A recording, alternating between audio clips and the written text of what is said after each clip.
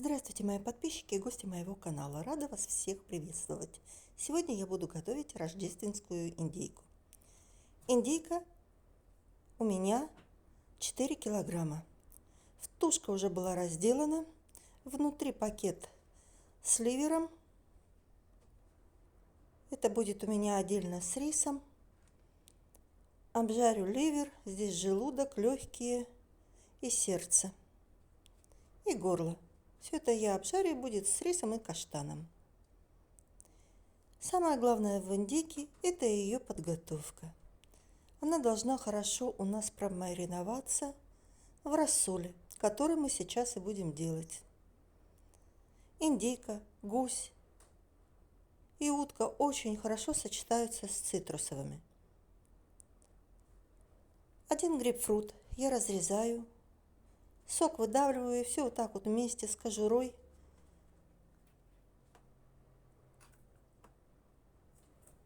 у меня пойдет в рассол. Не бойтесь, грейпфрут не даст никакой горечи рассолу. Также у меня 2 яблока. Нарезаю в произвольной форме. Если у вас есть айва или груши, тоже добавьте. Будет очень вкусно. Я уверена, что мало кто готовит такой рассол, и очень зря.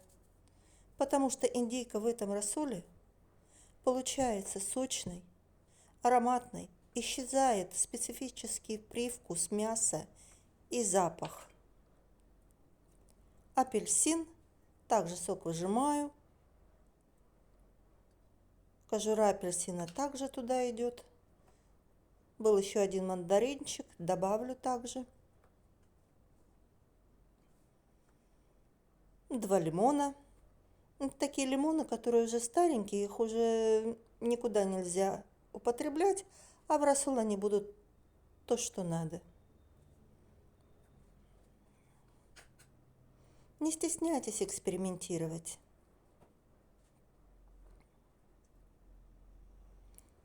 Многие недооценивают рассол для индейки, просто ее маринуют, обмазывают сверху, внутри какими-то специями, но этого недостаточно. Сколько я помню, мы всегда делали птицу, именно индейку, утку и гуся во фруктах, апельсинах и лимоне.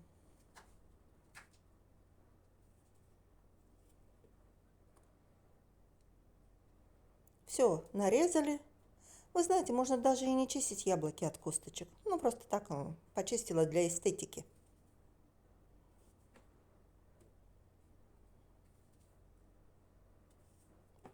Я подготовила уже заранее рассол. Здесь лавровый лист, горький перец с горошком, черный перец с горошком, извините, душистый перец и корица.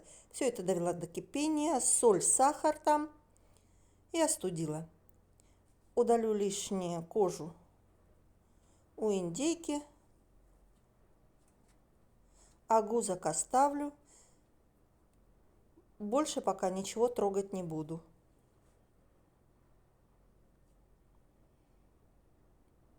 Индейку опускаем. Выбирайте глубокую емкость. Индейка у нас должна полностью плавать в рассоле и быть полностью покрытой им. Добавляем холодный рассол и теперь добавляем холодную кипяченую воду до краев. Чеснок, сколько вам нравится. Я его просто раздавлю, я его даже не чистила, он у меня в кожуре, естественно, все помыто. Палочка корицы вместе с рассолом тоже ушла к индейке. Рассол должен быть чуть солонее, чем вы привыкли кушать соль. И тогда индейка у нас получится как куколка. Сельдерей, зелень сельдерея вместе со стеблями сельдерея также отправляю к индейке. Просто так порвала руками.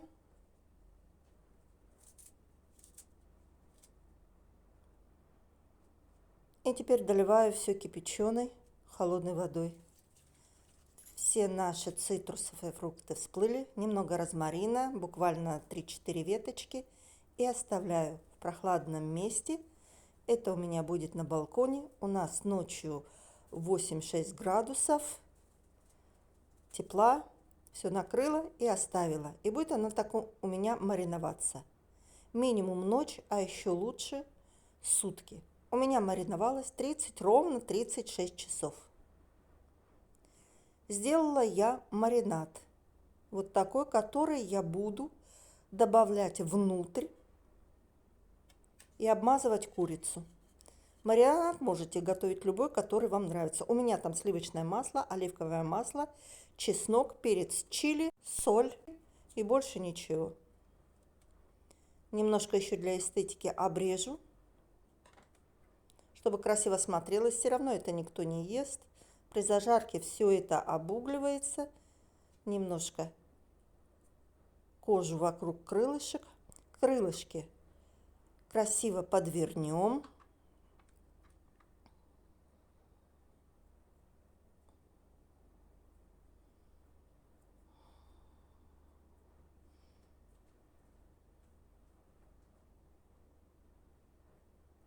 Внутрь обязательно я добавлю еще одно яблоко, апельсин и айву. Айва придаст бесподобный аромат индейки. А запеченная айва в соусе, в соку, которое отдаст индейка при запекании, это очень вкусно. Кстати, фрукты у нас съедаются первыми.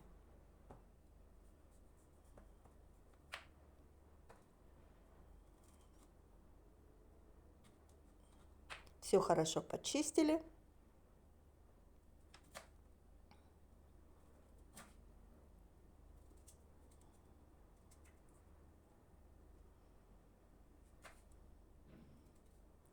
Эту индейку я запекала к 25 декабря. Мы Рождество отмечаем 25 декабря.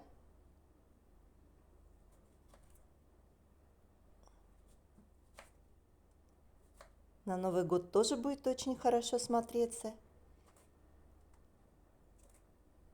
И на Рождество 7 января. Да прекрасное блюдо на стол. Хорошо наполняем внутренность индейки плотно. Ножки под кожу, но я их еще завяжу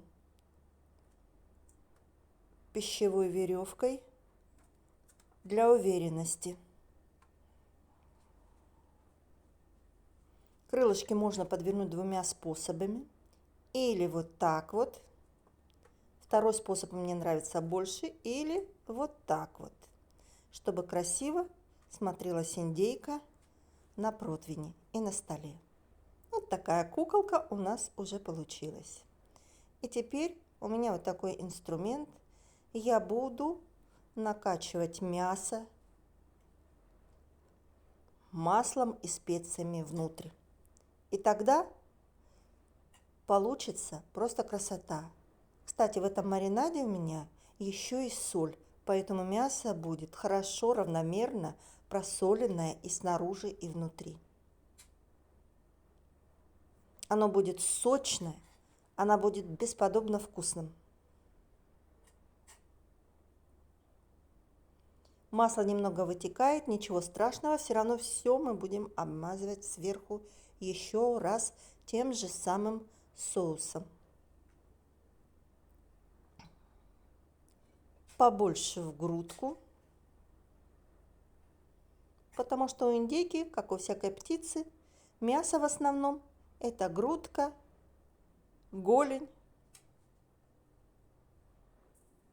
На спине практически нет ничего.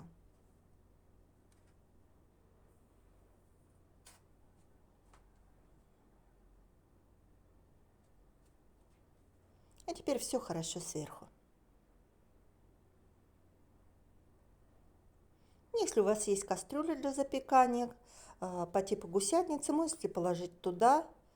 У меня нет такой кастрюли, поэтому у меня глубокий противень. Ни воды, Не нужно добавлять больше ничего. Сверху я прикрою чуть пищевой бумагой, чтобы не прилипала фольга при запекании индейки. Все хорошо накрою пищевой фольгой в 2 слоя и в предварительно разогретую духовку до 175 градусов. Буду выпекать индейку примерно 2,5-3 часа.